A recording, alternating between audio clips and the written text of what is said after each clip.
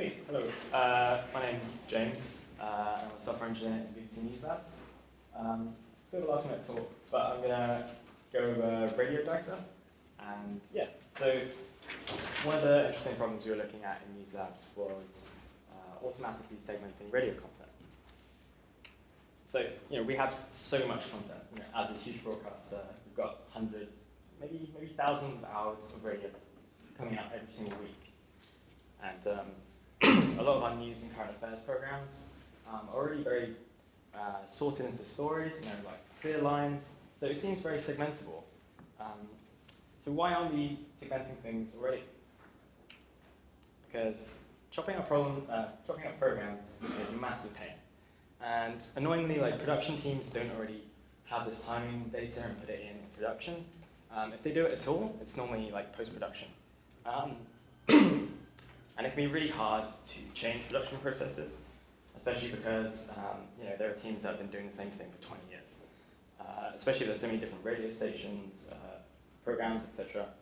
So trying to do all this manually as a retroactive process would be just way too much work.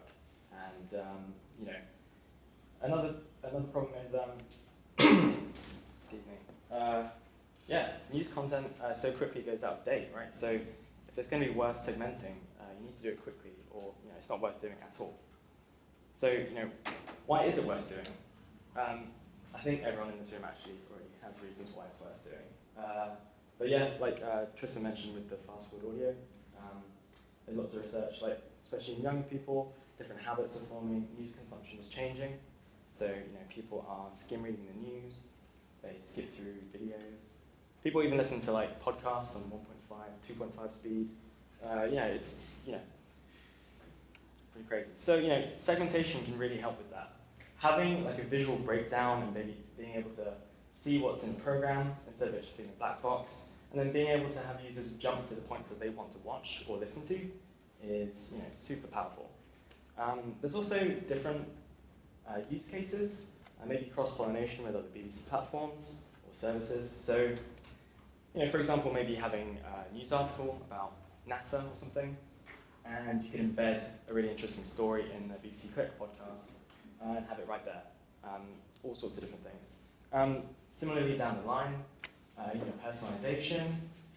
You could be thinking about serving atomized news stories to people based on user preferences. Maybe you don't actually want to do that, but there's lots of possibilities. So how do we do it? Through the method of text alignment and fuzzy matching. So we've heard a little bit about this today. So what tools do we have? We've recently gotten access to a bunch of running orders. So if you don't know what those are, they're normally created by a program editor for a radio show, and they have sort of a rough outline of timing information, what's going to go in the show, and what the presenter is going to say. And we've also got machine transcription, so we can take the broadcast audio, get a transcript of it, nice and easy. A couple things about this. At the BBC, running orders normally vary program to program. So, some of them are fully scripted, and the presenter's going to stay on point the whole time. And then some are a lot more loose. So the presenter will ad-lib or do a lot of improvisation.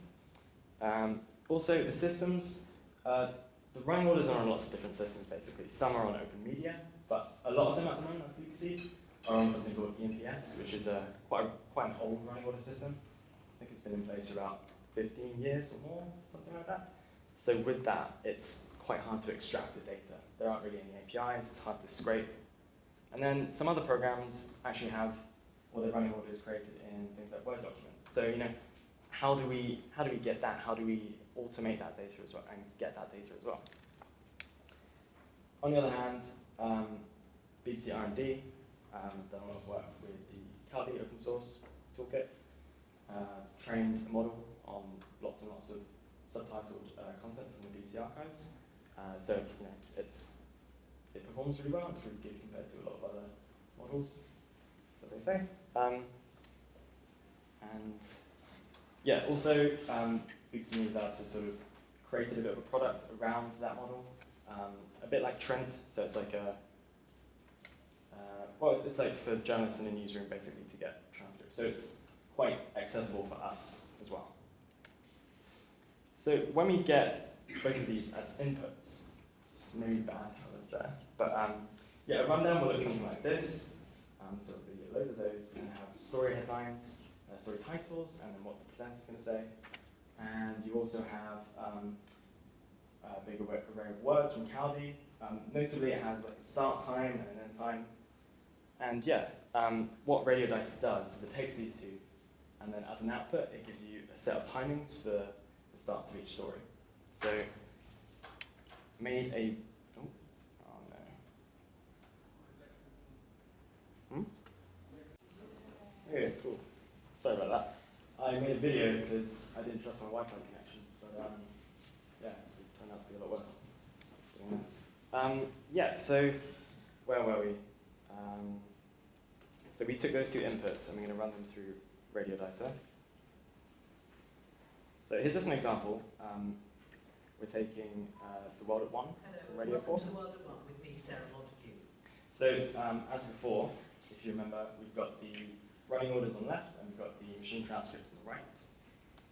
3 people have died after being struck by a train in South London. The right next to Theresa May. So, so this is just a UI so you can visualize the outputs from Radio Dicer. It's not as nice as fast audio, but yeah, you can see that it's segmented everything up and you can scan between it.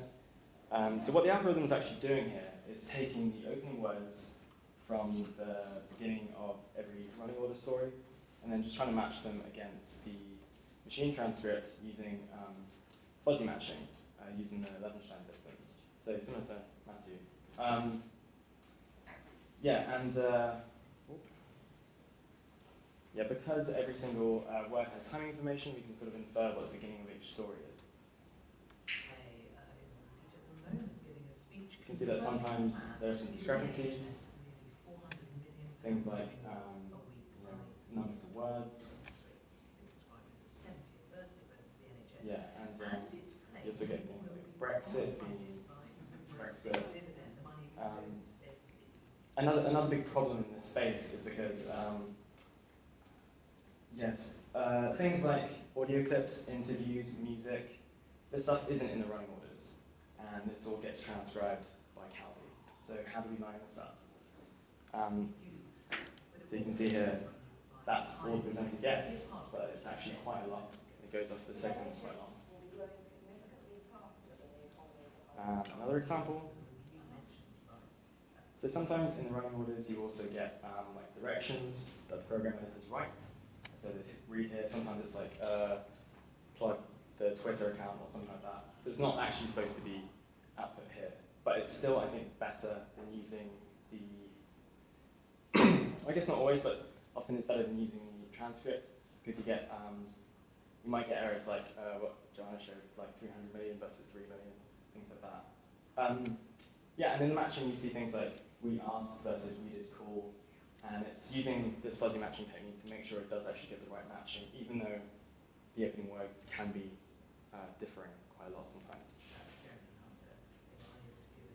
So we tried this out with a bunch of different programs, Stay programs, 6 News, World at One, Women's Hour, and then we also did a bunch of benchmarking. So we actually went and took the accurate timings ourselves manually, which was quite boring. But yeah, we found that most of the programs, when it was largely scripted, we were getting like 85% plus perfect matches on the correct word, segmenting out properly. Some of the 15%, maybe 5, 10, were just a couple seconds out. But then when we did get some programs where the presenters ad-libbed, we would get, it really depended. There was a Women's Hour program, which, one presenter was getting about 70 or 80% spot on, and another was like 40 because the presenter just didn't stick to the script at all. Yeah, so you get, so also the directions cause errors as well. I mean, you've got classic transcription errors, things like that. And yeah, we really wanted as little manual procurement of the transcript as possible, because at what point does doing that become more effort than actually just doing the timings yourself? Yeah, and because it's textAV, we thought we'd do another use case for TV. So, there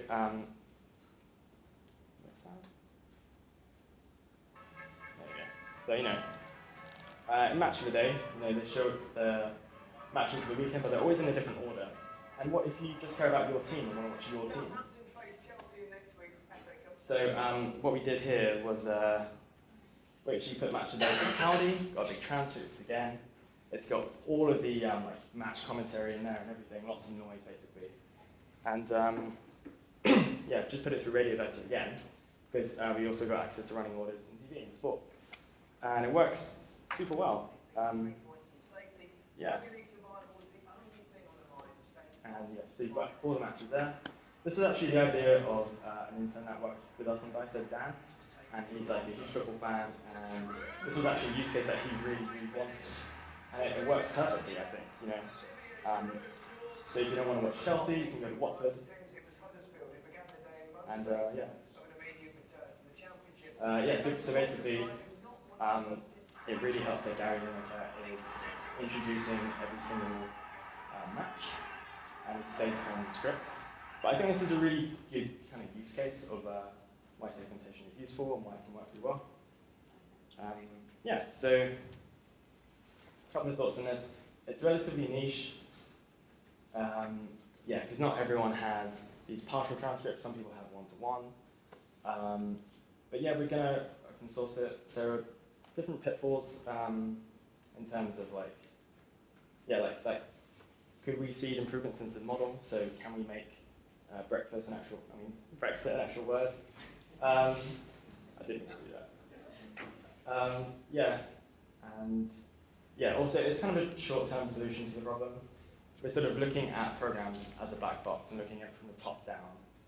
When sort of in an ideal world, what we want to be doing is, at the time of production, at the time of making these radio programs, these sort of segments already exist. There's lots of metadata about them, and instead of them being lost down the pipeline, they get to us, and they get to different systems, and people can use them. So I think open media and sort of object-based media systems will help in the future with that, but that's where we are for that. Thanks.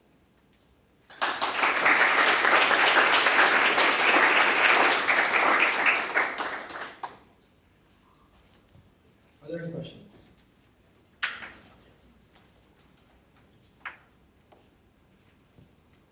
That was great, and I really like the slides. I was wondering, other than Match of the Day, what other use cases would you see? Like, what other programs would work well with this one? Well, as you know, there's something called TV Slicer. It's sort of using different underlying technologies.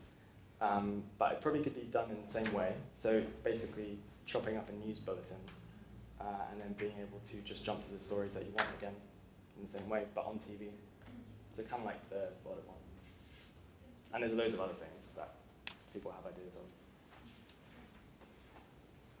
So I think for us as a dev team around the slicer work, whether it's been the radio dice or the TV slicer, which we did earlier in the year, I think there'd be a really interesting fit with the IIIF model to be able to do some experimentation and some exploration about taking this kind of object-based approach to playback and having that surfaced and transported and delivered in a kind of unified fashion. There's a lot of work to be able to take the segmentation that we do at the head end in production. So if you're inside either inside a radio, quotes a CMS, so something like for us open media or EMPS, where we put our TV and radio programs together, or TIPS, which is where the scripts for the sport programs come from, and having that run all the way through to an online environment, and then what kind of new experiences that can be created in that environment. So a lot of work that Chris Bamke has been doing in terms of internet fit radio production in the future, what shape does that look like? I think as an industry there's a lot that we can do to coalesce around taking this idea of objects that take traditional linear material that we make as broadcasters and delivering it in a brand new way and creating which we don't know what they are yet. So there's loads of things that can be done. But these are kind of steps, for example, in that path of trying to get really rich metadata at the end that we know we have at the beginning, but at the moment it all gets just dropped on the cutting room floor, as it were. And how, as an industry, do we fix that problem? I don't think we have the answers yet, but we have to do something, because the rest of you look at internet consumption now, and everything's very choppy. Facebook is very choppy. It's bits and bits and bits. Instagram is very choppy content. But as broadcasters, we traditionally don't create choppy content. How do we get to that point? Yes.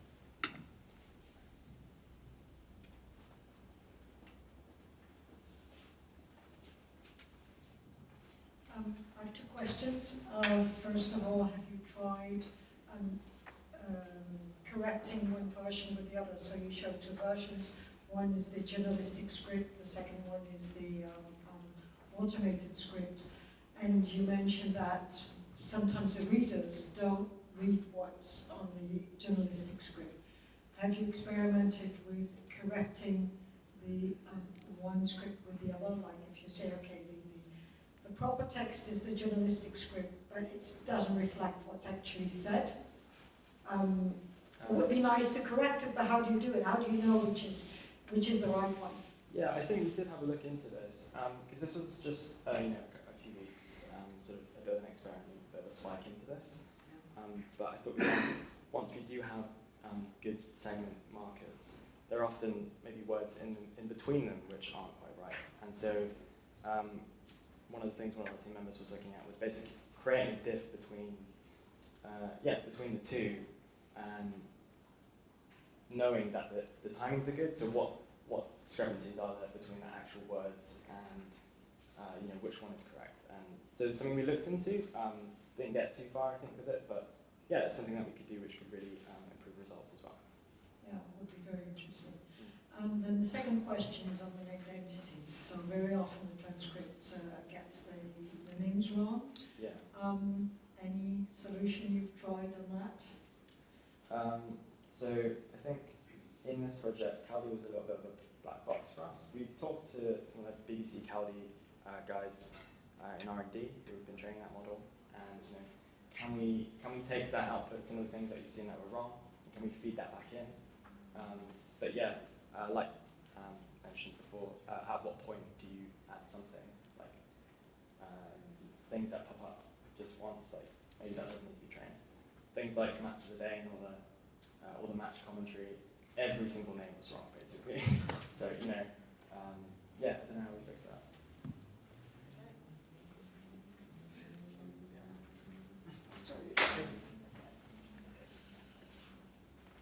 Thanks. Cool.